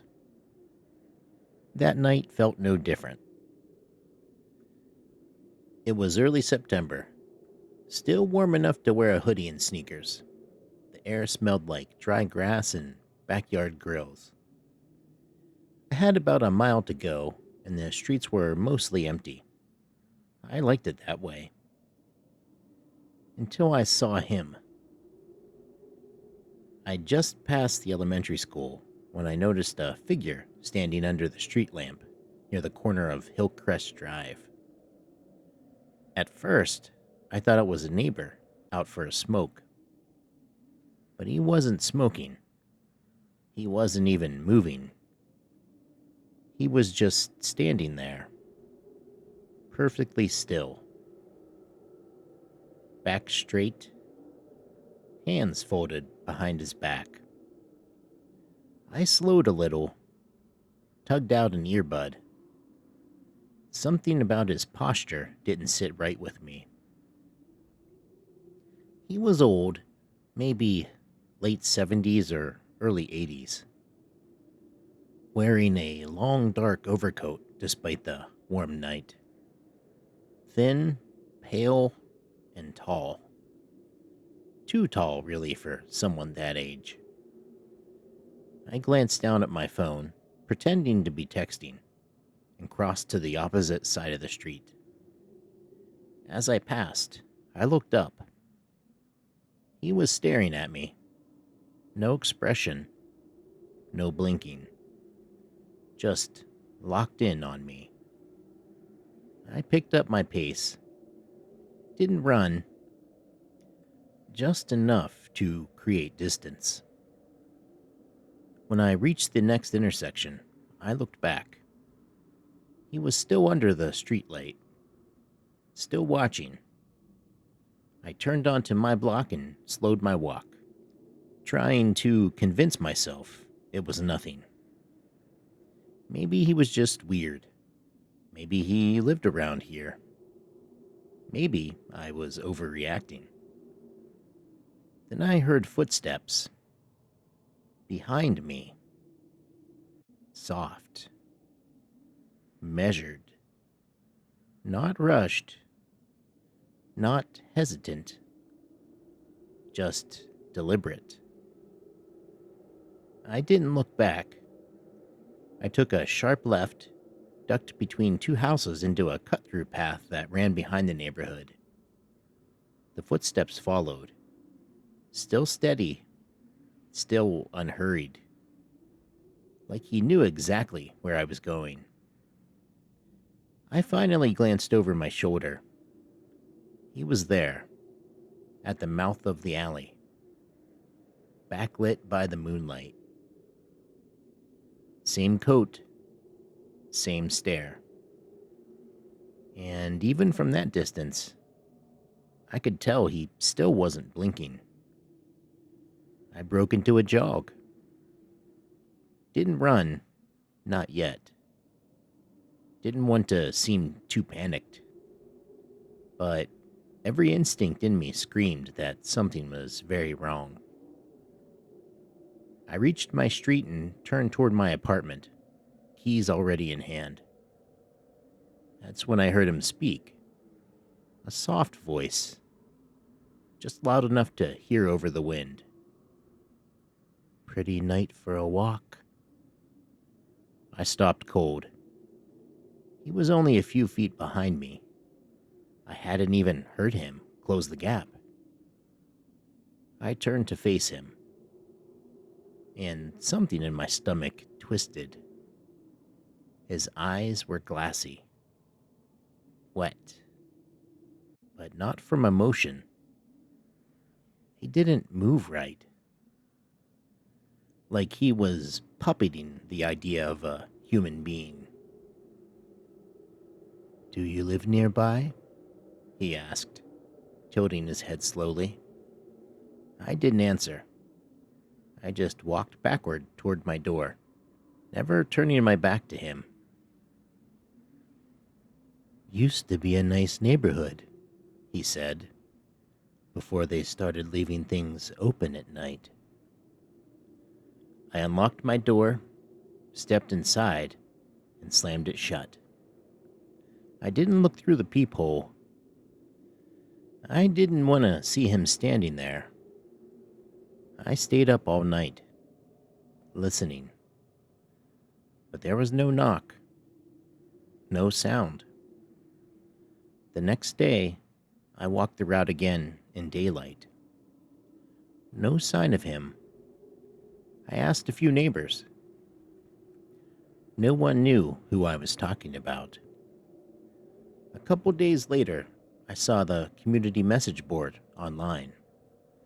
Someone had posted about a tall, old man who'd been spotted standing near driveways after sunset. Just watching, not moving, not blinking. The post was deleted later that day. I walk the short way home now, and I never wear both earbuds at night, because I don't think he ever stopped watching. And I'm not sure he was human. The Woman on the Road. It was around 11:45 p.m. on a Thursday. I was coming home from a late dinner with my sister. She lived about 2 hours away in a rural part of the state where the GPS still glitches and the roads aren't marked right. I'd taken back roads most of the way. Narrow, winding asphalt flanked by cornfields and dense woods. I don't mind it. I like the solitude, the quiet. But on that particular night, something felt off. Not wrong, just too quiet or something. Like the night was holding its breath. No bugs, no wind, just my tires humming over the pavement. I was about 15 minutes from home, just past a stretch of woods, when I saw her. At first, she was just a shape. I came around a bend, headlights sweeping across the tree line, and there she was, standing just off the shoulder, near a faded mile marker. She wasn't in the road. She was standing beside it, perfectly still, facing away. Her hair was long, black, wet looking. Her dress was white, but stained, like she'd been walking for hours. One arm hung at her side. The other clutched something I couldn't quite see. I slowed down, rolled past her with the windows up, heart rate ticking up. She didn't move, didn't even glance at the car. I got about 50 yards down the road before I tapped the brakes. I don't know why. Some part of me said, what if she needs help? I wasn't an idiot, though. I wasn't about to get out. But I figured I could at least call someone. I glanced in the rearview mirror. She was gone. No trace of white, just empty road and dark trees. I blinked, checked again. Still nothing. I should have left it alone, but something gnawed at me. So I put the car in reverse and backed up slowly, eyes locked on the tree line. When I reached the curve again, I stopped, got out, turned on my flashlight app. Nothing. No footprints. No sound. Just the mile marker sign gently rustling in the breeze that had suddenly returned. I got back in the car, turned on the high beams, and that's when I saw her. In the mirror. She was standing directly behind the car. No sound. No movement. Just standing there. Closer now. Her head tilted slightly. And her eyes? Wide. Unblinking. Locked onto mine. I didn't think. I floored it. The tires screeched and the car fishtailed before finding grip. I didn't look back. Not once. When I got home, I locked everything, turned on every light. I told myself it was a ghost, a trick of the light, some local legend. But the next morning, I noticed something. Dirt on the back bumper, smudged across the paint, like two small muddy handprints had pushed. I looked up the area online just to see. Turns out there's an old story tied to that stretch of road. A woman died there in the 70s. Her fiancé lost control on a foggy night. She was thrown from the car and died instantly. He survived, but swore she appeared in his mirror every time he drove that road again. He ended up hitting a tree 2 years later. They say it wasn't the tree that killed him. It was the swerve. I don't take that road anymore. But sometimes, even on other roads, I check my rearview mirror and half expect to see her standing there. The truck that followed. I've always loved late night drives. There's something therapeutic about it. Empty roads, music low, windows cracked, cool air filling your lungs. It's the only time I ever feel truly alone in the world. But there's a difference between being alone and realizing no one's coming to help you. This happened 3 years ago on a long stretch of highway in northern Idaho. I was driving home from a weekend camping trip with some friends. I left the site late, around 10:45 p.m., trying to make it back to my apartment in one push. It was a 4-hour drive, most of it through empty wilderness. No towns, no gas stations, no cell service, just pine trees and shadows. About an hour in, I noticed headlights in my rearview mirror. Nothing strange, just another vehicle behind me. At first, it was an old truck, big, one of those boxy 70s style rigs with square headlights and loud engine noise. It rode up close, closer than normal. I thought maybe they were trying to pass. I slowed down a bit. They didn't pass. I changed lanes. They changed lanes. I sped up. So did they. Now, I was starting to feel it, that creeping sense of something not being right. I tapped my brakes lightly, just enough to flash my brake lights. Still no pass. The truck stayed right on me, maybe 2 car lengths back. Too close for this kind of road. I told myself they were just being careless. But then I noticed something else.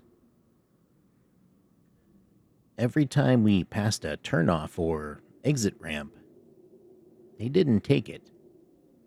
Even when it was obvious they could have.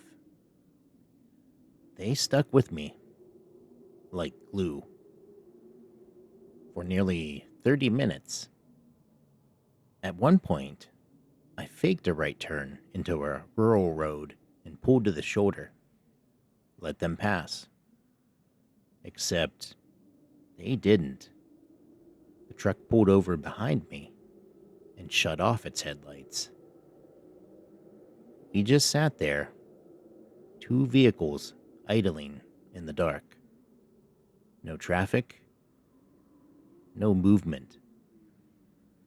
No sound but engines and my own heart thudding. I was gripping the steering wheel so tight my knuckles ached. After what felt like hours, I threw it in gear and sped back onto the highway. The truck didn't follow at first. I drove for another 10 minutes, shaking, trying to calm down. Starting to think maybe I overreacted. Then I saw them again. Headlights. Far back this time, but gaining. Steady. Relentless. I didn't know what else to do. I was alone. No cell signal, and still over an hour from home. Then I remembered a trick my uncle taught me when I first got my license. If someone's following you, make 3 consecutive turns. If they're still behind you after that, they're not just driving. I took the next off-ramp and entered a dark loop of industrial side streets. 3 sharp turns through empty warehouses and gravel lots. The truck, still behind me. Same distance, same speed. That's when I knew Whoever was driving wasn't lost. They were following me. I started planning. There was a rest stop about 20 miles ahead. Lit. Sometimes patrolled. If I could make it there, maybe I'd be okay. I floored it.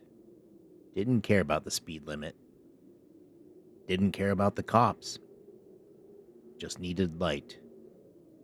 The truck kept pace. Never gaining. Never falling behind. Just watching. I pulled into the rest stop hard, tires screeching. The place was empty. No cars. No security. Just a single flickering overhead light and two vending machines humming softly. I stopped the car, stepped out with keys in hand, ready to run. But the truck didn't stop. It slowed, crawled past the entrance, and kept going. Didn't even glance my way. Just faded into the night like it had never been there. I waited 40 minutes before leaving. Didn't see the truck again. Didn't tell anyone for weeks. But I kept thinking about one thing. The moment I stepped out of my car, I looked at the truck's license plate. There wasn't one. Just a rusted metal panel and a single sticker on the bumper. It read, "I'll get there when you stop." That was the last time I drove alone at night. Because I still don't know what their plan was. But I knew this. They weren't in a hurry. They were waiting for me to stop first. The house that wouldn't let me leave. They said the house was mine, free and clear. Some distant great aunt I'd never met, no family left to claim it but me. I thought I'd hit the inheritance jackpot. 2-story brick Victorian out in rural Pennsylvania, trees curled around it like protective fingers. It looked like something out of a Gothic painting. Peaceful, even. It wasn't peaceful. It started the first night. I was lying on a dusty mattress I dragged out from one of the bedrooms when I heard the floorboards creaking outside the room. I told myself it was the house settling. It's what everyone says, right? But the creaks didn't stop. They paced. I lay in bed listening as the steps dragged down the hallway, then paused at my door. Then nothing. Just waiting. I didn't move. I didn't breathe. Eventually, sleep won. But I never forgot that moment, the tension in the air, like the house was holding its breath with me. The next morning, I found a note on the kitchen table. Don't leave after dark. Don't close all the doors. Don't ignore the third knock. I thought maybe it was left as a prank from a realtor or one of the contractors who'd been there before. But it was written in fresh ink, and I was alone. I tried to leave a week later. The lights had been flickering. Cold spots would bloom in the corners of rooms. I started hearing whispers through the walls. Conversations just below my range of hearing. I packed my car and grabbed my keys. The car wouldn't start. I called a tow truck. It never came. I tried to walk to town. The road looped. No matter which direction I walked, I ended up back in front of the house. Once, I swear I walked for over 2 hours in a straight line. I ended up in the backyard. Then the walls started changing.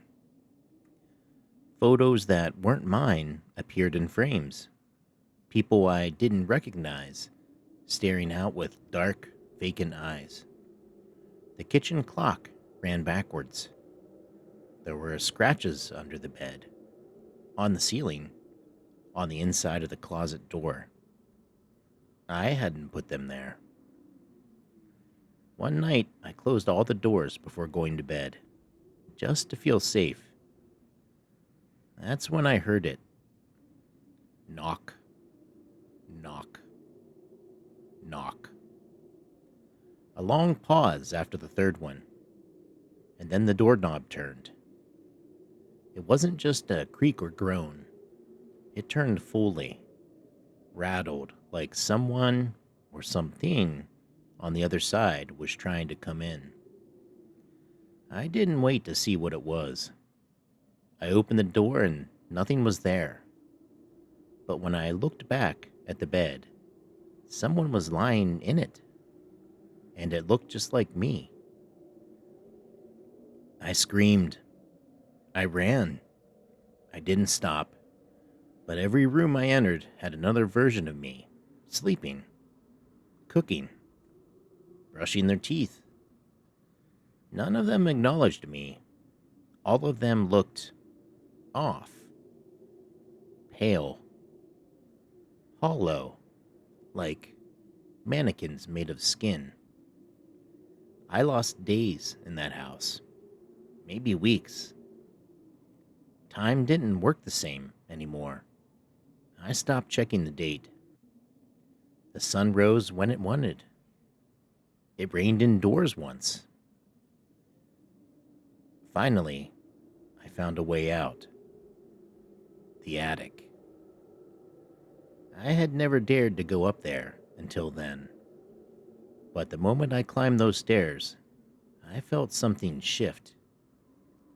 The air was heavier. The attic was empty, except for one thing. A mirror. Old, full length, carved in black wood, covered in dust. I looked into it, and the reflection smiled at me. I didn't smile. It stepped forward. I ran. I woke up on the side of the highway, bloody and bruised, but free. I never went back. I don't even know how I got out. But I know this. That house didn't want me to leave. And it only let me go because it found something better to keep. Maybe the version of me that smiled. I still have dreams about that mirror. And sometimes, in the reflection of windows or black screens at night, I see her, still smiling.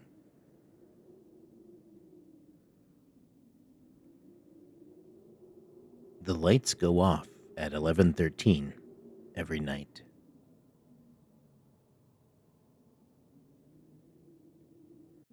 We moved into the house in late October.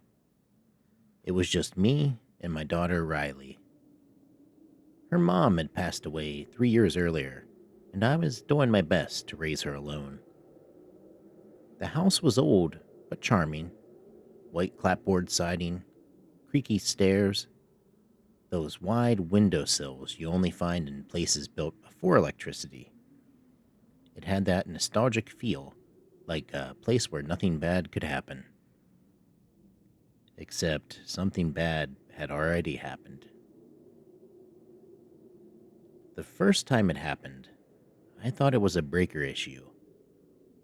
At exactly 11:13 p.m., the lights flickered and died. Not a slow fade, but a jolt. Every bulb in the house snuffed out in unison. I went down to the basement to check the panel. Nothing was tripped. When I came back up, the lights had returned. I figured it was a one-time glitch. It wasn't. Every night, 11:13, on the dot. Lights out. 3 full minutes of darkness. No power, no hum from the fridge, no Wi-Fi, no signal. It was like the house dropped off the map. Then Riley told me something that made my blood run cold. The lady talks to me when the lights go out. She wasn't scared. She said it like she was telling me about a cartoon. I asked her what the lady said. She tells me not to look at her face. I started sleeping on the floor of her room. The third night, I saw it. When the power died, I heard the floorboards creak in the hallway. Riley was asleep next to me. Soft breaths, steady. I stood, straining to listen. There was a whisper. Faint, like someone was speaking into a pillow. I took out my phone to use the flashlight.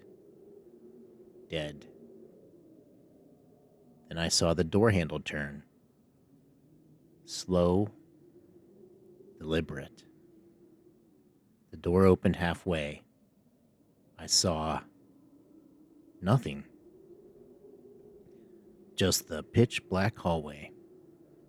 And then, eyes. Not glowing, not reflective. Just 2 empty sockets staring back from the dark. I slammed the door. When the lights came back at 11:16, everything looked normal. Riley didn't wake up. I installed cameras the next day. Inside and out. Wired ones on backup power. I sync them all to record continuously and review the footage every morning. What I saw made me feel sick. At 11:13 p.m., the feed didn't cut out. It recorded. And it showed something moving.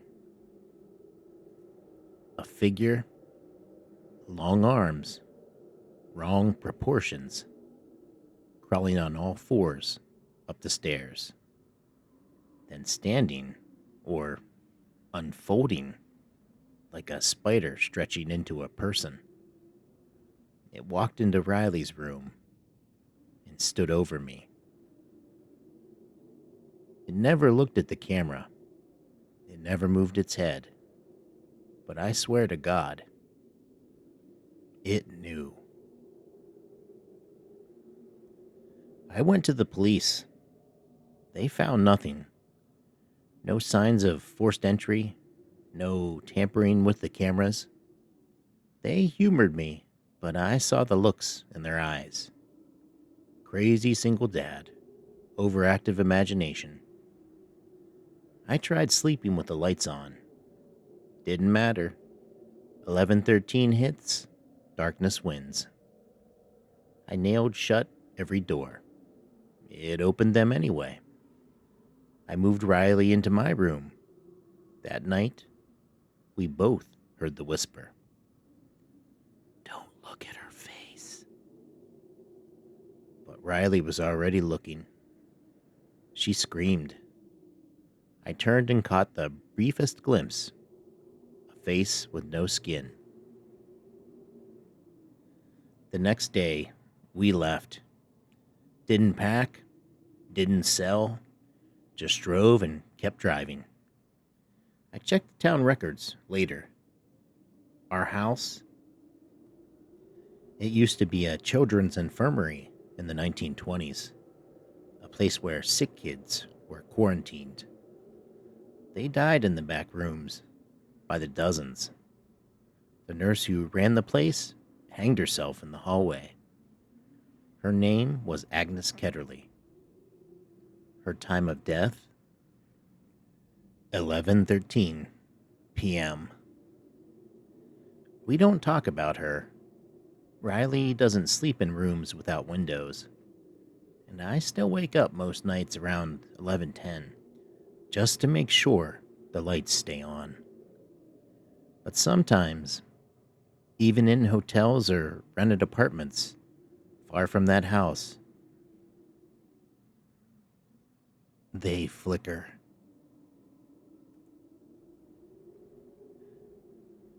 We didn't know it was built over the morgue.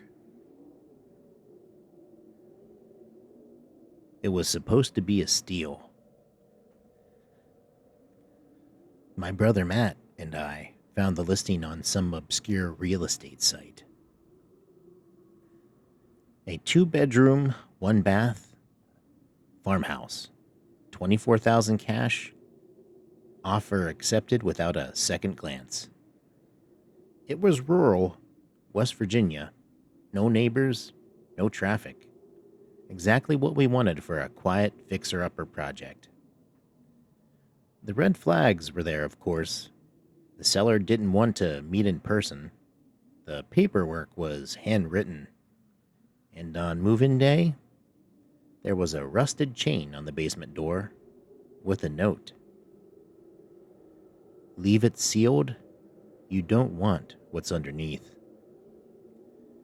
We laughed it off. Creepy locals, Matt said, probably trying to keep us out of some old moonshiner den. We broke the chain the next morning. The basement was colder than it should have been. Damp. Stank of rotten rust. But what stood out were the steel tables. 5 of them, each with drains beneath. Cabinets full of glass jars. Long-handled forceps, old stretchers. One of the drawers still had a bone saw in it. This wasn't a moonshine setup. It was a morgue. A full-blown, turn-of-the-century embalming room. Matt was fascinated. Said it'd make a great horror movie set. I was less thrilled. Told him we should resell it. He rolled his eyes. That night, I woke up to water dripping. Except it wasn't water. It was red. Thick. Coming from the ceiling. I ran upstairs to find Matt sleepwalking in the hallway, whispering to something I couldn't see. I shook him awake. He didn't remember any of it. The next few days were worse. Tools from the basement started showing up in the kitchen drawers.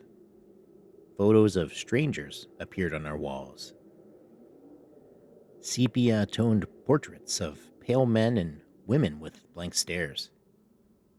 Our dog Lucy refused to go downstairs. And then one day, she vanished. Just gone. No open doors. No trace. Matt started hearing things. Low voices calling his name. I started seeing things. Shadows that didn't belong to us, moving just out of view. The house felt like it was watching. Waiting. Then we got the letter. Slipped under the door with no stamp, no envelope. You broke the seal. You invited them back. I researched the property. Turns out it had been a funeral home in the early 1900s.